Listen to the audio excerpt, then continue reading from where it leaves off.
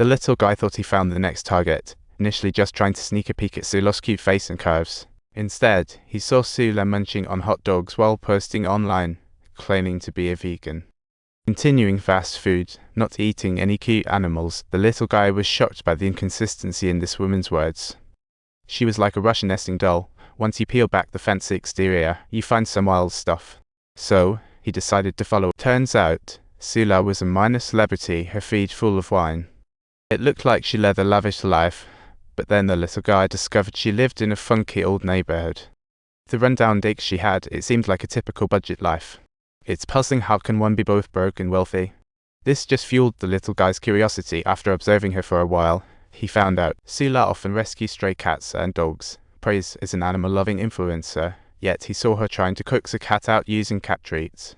He suddenly grabbed the poor cat's paw, proving looks can be deceiving in influencer land. Then she was stabbed at home. The little guy was peeking just in time to witness the chaos, but soon after, the body vanished without a trace. Nobody even reported it. Pretending all was well, the kid got the coal. His mum's ashes box was smashed, shredded.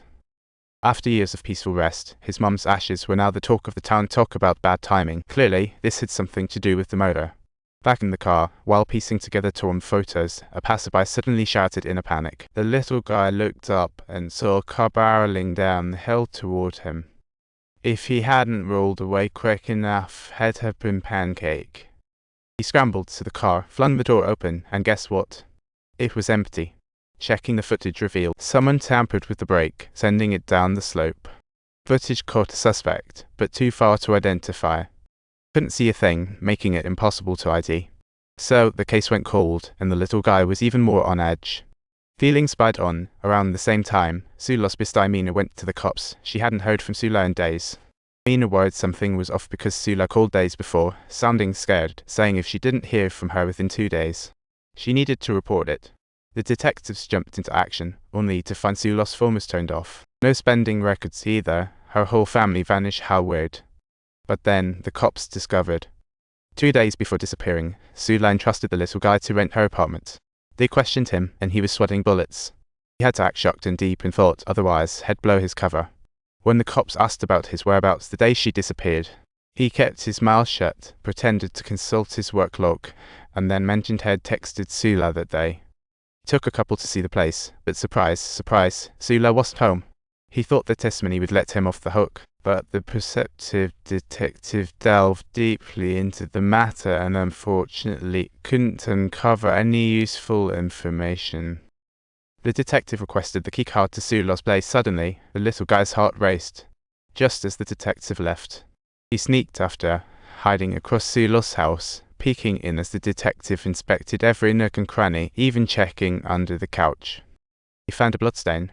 Police cars arrived and started testing around the couch. Suddenly, a thought struck the kid. What if this was a clue left by the killer to frame Sula's demise? Shift blame onto her. The little guy couldn't just sit there. He had to find the killer before the cops did. He had to uncover the killer. Sula was stabbed straight on. This was a personal vendetta for sure. The little guy remembered a fan attacked Sula during her stream, making her cry. He rushed back to review it. He found a hater's comment, accusing Sula of being a phony, siphoning donations meant for stray cat and dog rescues, even threatening to sue her. But when he opened the hater's account, he was frozen in shock. It's Sula's bestie Mina. They were so close behind the scenes. Yet online, they were tearing each other apart. Mina's style and looks were all copies of Sula's. Mina's jealousy made her a suspect. The little guy sneaked in when she was out to find evidence. He stumbled on a red envelope in a box, identical to one she received days ago.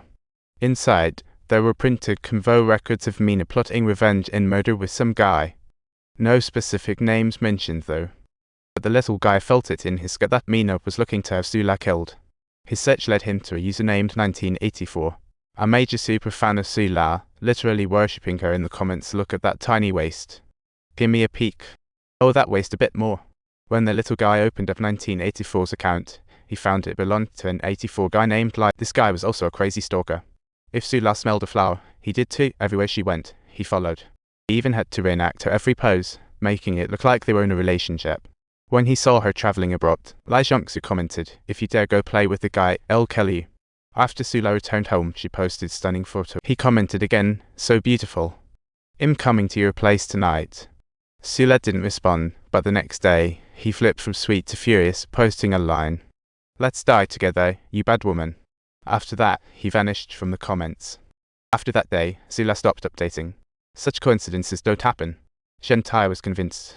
Ai Jungsu was the killer and Mina was the mastermind.